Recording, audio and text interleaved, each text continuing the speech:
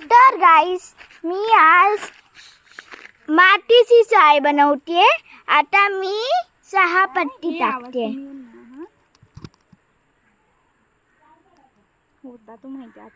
हे मी कढीपासून टाकते मरून एवढा. आता मी टाकते मरून एवढा कलर झाला त्याचा बघा. अजून टाकायचं म्हणजे दगड नाही दिसणार आतमधले, म्हणजे त्याला यूज होतात ते अजून करायला कलरफुल आणि टेस्टी.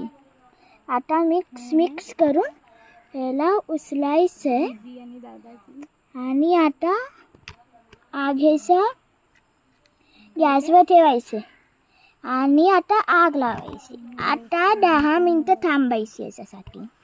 10 second sorry. 1 2 3 4 5 6